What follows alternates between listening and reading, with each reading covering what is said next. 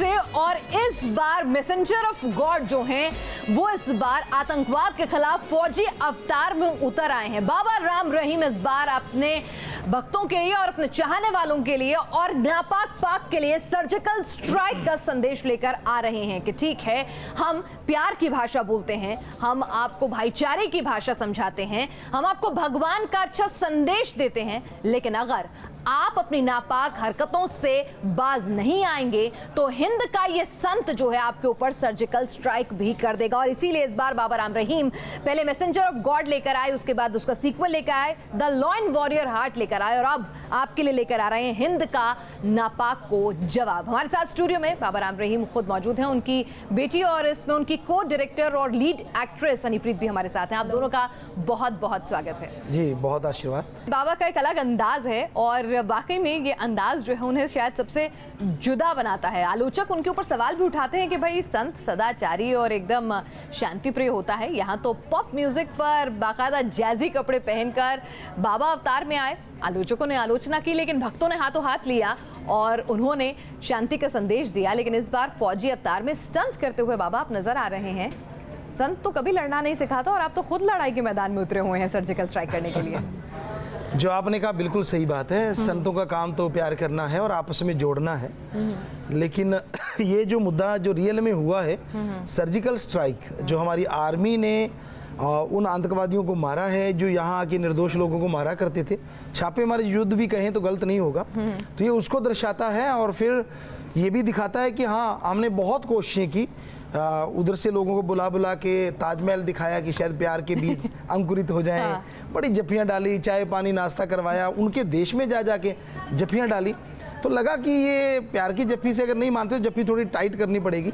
तो इसमें हमने यही दिखाया कि अगर वो छापेमार अटैक करके हमारे लोगों को मार सकते हैं तो हमारी आर्मी जाके छापेमारी युद्ध करके उनको क्यों नहीं मार सकती। तो ये इसमें हम लेके आ रहे हैं, एक देशभक्ति से ओतप्रोत ये फिल्म है। बाबा कहाँ से सोच आई कि आप तो भगवान का संदेश देते थे, मन में आया नहीं कि भाई मैं जो हूँ ये एक्शन होगा, मैं ही अगर हिंसा की बात करूँगा, चलिए हिंसा एक आखिरी मुकाम होता है, लेकिन अगर मैं ही हिंसा की बात करूँगा तो जो मेरे अनुयायी हैं उनको मैं क्या सबक दूंगा। मन में आया नहीं कि कहीं मैं कुछ बहुत जल्दी तो नहीं कर रहा हूँ इस अवतार में आने के लिए?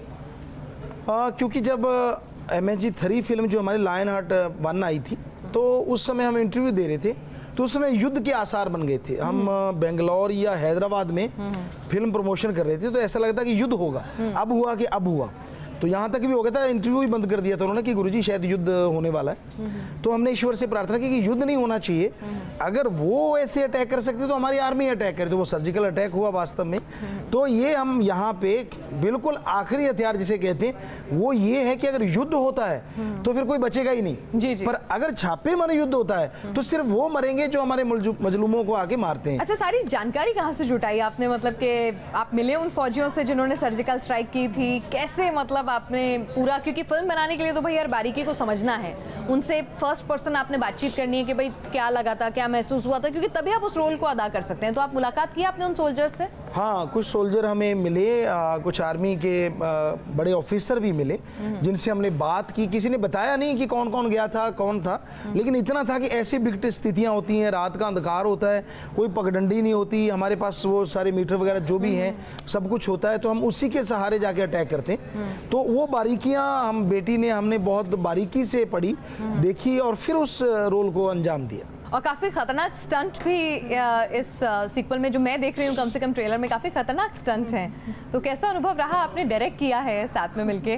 तो अपने गुरुजी से, अपने पिता तुल्य गुरुजी से ऐसे स्टंट कराना, जान जोखिम में डलवाना, डर नहीं लगता था? नहीं, मुझे जब स्टंट की बारी आती थी तो मैं और DOP भैया हैं, उनके साथ जब भी हमारी डिस्कशन होती थी तो यही होती थी क्यों ना हम ड्यूब बुला लें। हाँ, कि इतने मुश्किल स्टंट्स हैं तो इसमें हम रिस्क नहीं ले सकते। तो मुझे ये भी पता था कि पापा जी ड्यूब नहीं बुलाएंगे। तो मैंने कहा भैया ये तो इम्पॉसिबल चीज़ है कि ड्यूब आएगा। तो लेकिन जब भी वो स्टंट जब भी पापा प्ले करते थे तो एक दिल में धक धक, एज अ बेटी डॉटर ऑब्वियस है कि एज अ हीरो का अलग बात होती है और एक बेटी अगर बाप को डायरेक्ट कर रही है और वो ऐसी चीज़ करते देख रही है तो वो बहुत, जब तक वो पूरा परफॉर्म नहीं हो जाता था तो रिलैक्स नहीं होती थी। डर नहीं लग रहा था? चलिए, आपको तो डर नहीं लग रहा था, लेकिन बहुत सारे भक्त जो हैं आपके इतना प्यार करते हैं, अब हेलीकॉप्टर में आप इस तरह से आ रहे हैं और इतने खतरनाक स्टंट हैं, तो भक्तों का प्यार जुड़ा रहता है तो जिम्मेदारी खुद ब खुद होती है अपने ऊपर भी। तो था मन में कुछ कि भाई खुद नहीं करने चाहिए? हाँ, नहीं ऐसा नहीं था, बल्कि ये था कि हाँ ये स्टंट हमें करने चाहिए क्योंकि हम 30 नेशनल गेम खेले हुए हैं। अच्छा। पहले हम हर तरह का गेम खेलते थे, नेशनल गेम। तो ये था कि हाँ बॉडी फिट है, अगर कोई ड्यूप हमारी जगह पे उसको जान को खतरा होता है तो वो हमारे लिए दर्दनाक होगा। और ईश्वर ने चाहा तो मालिक ने चाहा हमसे ये करवा लेंगे क्योंकि हम करते रहे हैं, तो इसलिए कोई डर कभी भी नहीं लगा। तो बेहतरीन स्टंट है, लेकिन साथ ही साथ बेहतरीन गाने भी हैं। और यकीन मानिए, जब गाना जो है यहाँ पर हमने शो की शुरुआत में जब आया तो मैं खुद के कदम भी मेरे उस बीट पे थिरकने लगे थे। तो अच्छा संगीत है और मैं चाहूँगी कि अपने चाहने वालों के लिए, हमारे दर्शकों के लिए अगर आप कुछ गुनगुना सकें। जंग है मेरा आतंकवाद से, जंग है मेरा आतंकवाद से, ना धर्म से ना जात से ना ही देश देहात से, जंग है मेरा आतंकवाद से, जंग है मेरी आतंकवाद से। ये जंग आतंकवाद से है। अच्छा, ये बताइए, जब आपने बात की होगी फौजियों से, आपने इस सब्जेक्ट को बहुत करीब से जाना होगा, तो उस वक्त आपके मन में गुस्सा भी आया होगा पाकिस्तान के खिलाफ, उबाल भी आया होगा, क्योंकि आप उसको करीब से महसूस कर रहे होते हैं, फील कर रहे होते हैं। तो कितना गुस्सा था उस वक्त?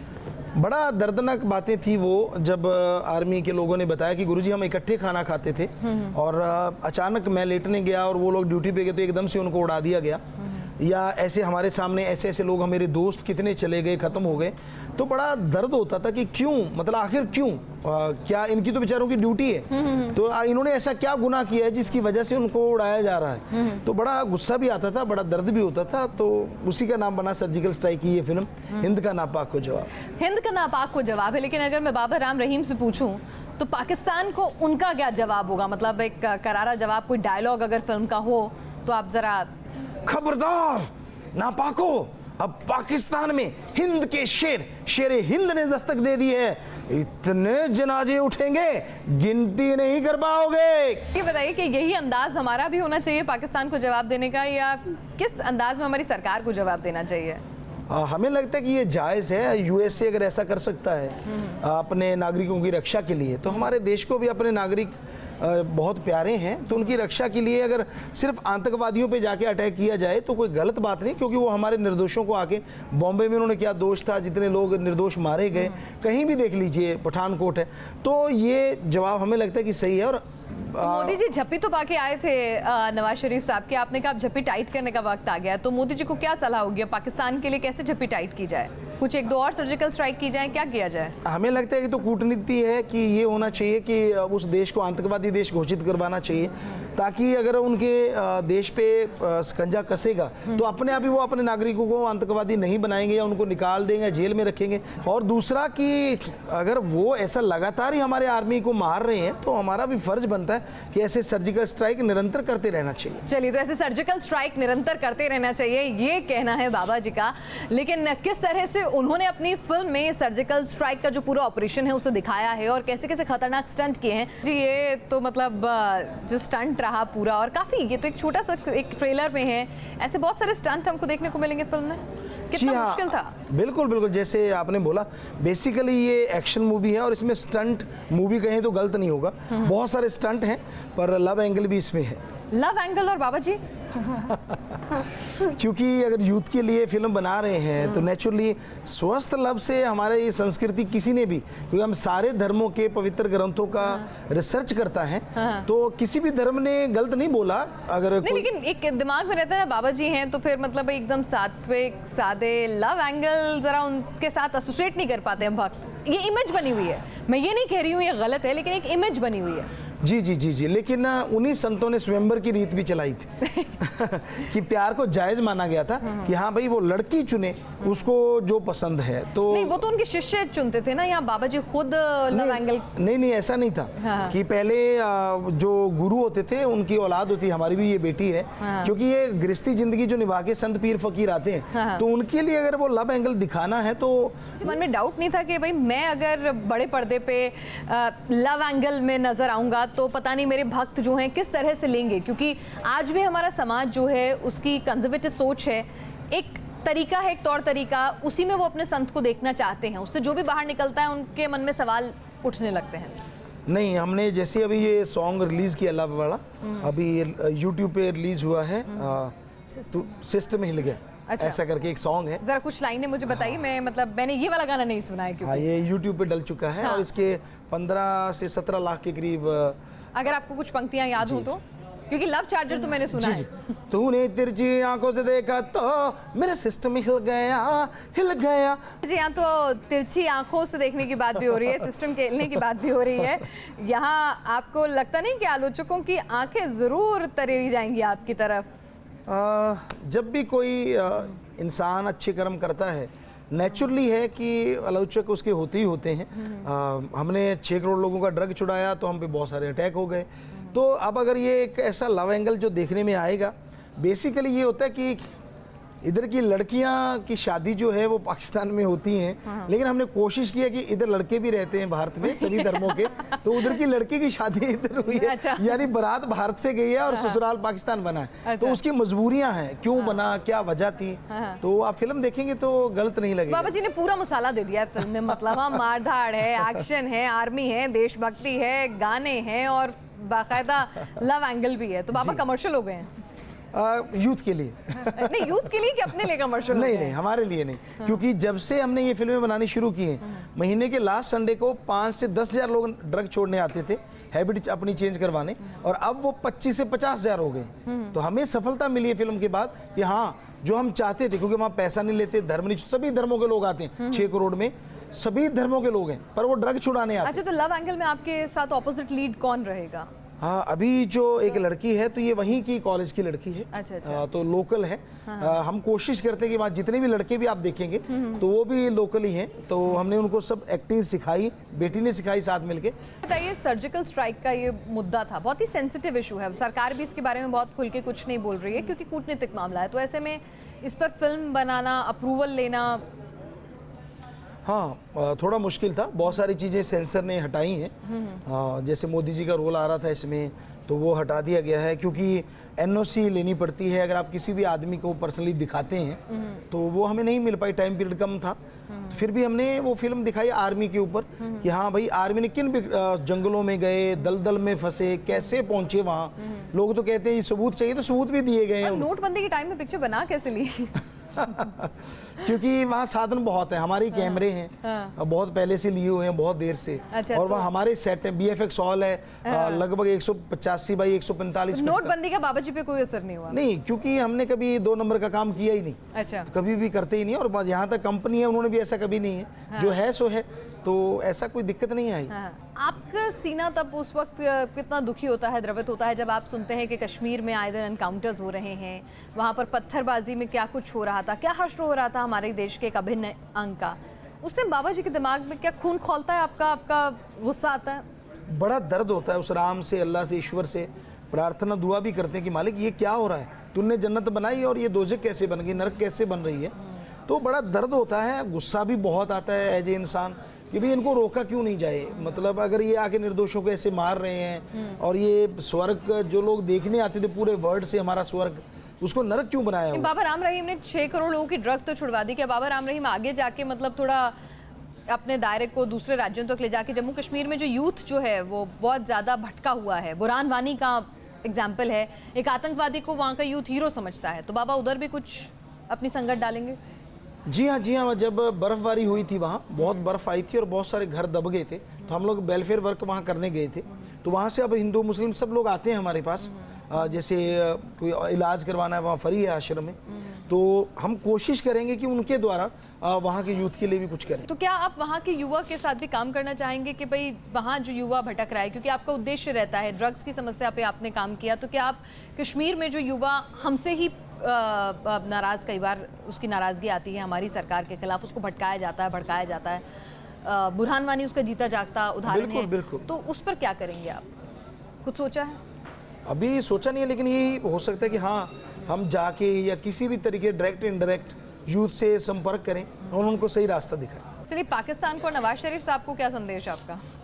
हाँ, आप जब फिल्म देखेंगे हमें लगता है कि एक मतलब इतना ज़बरदस्त हमने कहा है, उसमें कोशिश की है समझाने की, लेकिन जब वो नहीं समझते तो फिर उनके साथ भी दो हाथ हुए हैं इस फिल्म तो में। नवाज शरीफ साहब से भी दो हाथ कर लेने चाहिए, अब आप ये कह रहे हैं। क्योंकि जितने बार प्यार की नीति अपनाई गई है तो उन्होंने रिजल्ट कुछ भी नहीं दिया। हर बार यहाँ चाय पी रहे हैं, उनके घर में जाके पी रहे हैं और इधर हमारे आदमी मर रहे हैं। तो ये हमेशा होता रहा है जी, तो हमेशा होता रहा है और ये लगातार पाकिस्तान की जो नापाक हरकतें हैं उसी का जवाब है और अपनी देशभक्ति को महिमा मंडित करने की यहाँ कोशिश है जो दिमाग में उठता है। देखिए, ऐसा नहीं है कि सारे लोग ही आपको पसंद करने वाले हैं या सारे ही आपके अनुयायी हैं, ऐसा नहीं हो सकता।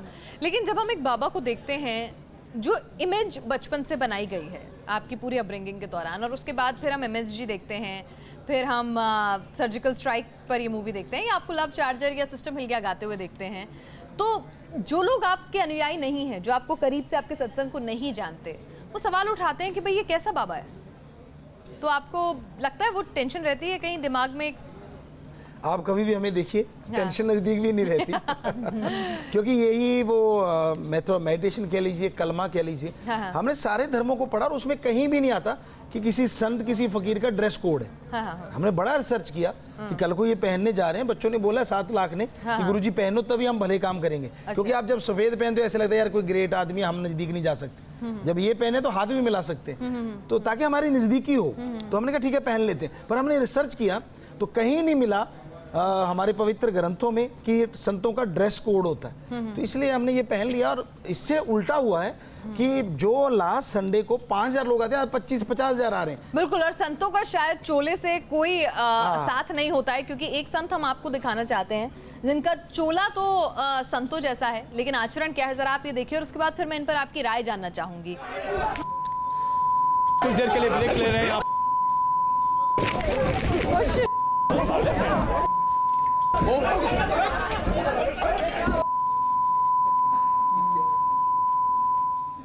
बाबा जी, मेरा ही शो था। अच्छा। ये संत हैं और ये बिग बॉस के घर में भी होकर आए हैं। अच्छा। और अब कह रहे हैं कि आजकल काफी फिल्में भी इनको मिल रही हैं, तो ये कैसे संत हैं? मतलब क्या कहेंगे आप?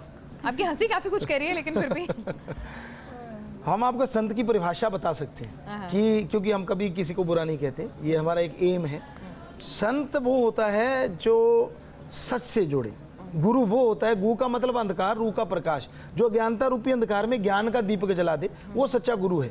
गुरु कभी भी किसी को लड़ाता झगड़ाता नहीं, ना ही धर्म जात मजहब के नाम पे बांटता है, ना ही किसी को गलत बोलता है, और ना ही कोई गलत हरकत करता है। अगर इंसान कोई ऐसा करता है तो वो उसकी मर्जी है, संत ऐसा नहीं कर सकते। जो सच्चा संत पीर फकीर है वो कभी भी ऐसा। तो ये जो बाबा ओम खुद को बताते हैं कि वो संत हैं, महात्मा हैं और बड़े साधक हैं, इनको ईश्वर ने दर्शन दिए हैं, ये ढोंगी हैं, इसका मतलब हो नहीं सकता। क्योंकि जो आदमी ईश्वर के दर्शन कर ले, वो ऐसा नहीं है जैसा जहाँ आप दिखाया आपने कि वो इतना दे, मतलब क्या हो रहा है। ये फिल्म में तो चलो मानी बात है कि एक्टिंग है, अलग चीज़ है, लेकिन रियल लाइफ में अगर ये हो रहा है तो ये संत का काम नहीं हो सकता। आपका और हिंप्रत आपका, आप दोनों स्टूडियो में आए, बहुत बहुत शुक्रिया and all the very best for your movie. Thank you. बहुत आशीर्वाद बेटा, आपने बहुत अच्छा पूछा, बहुत आशीर्वाद।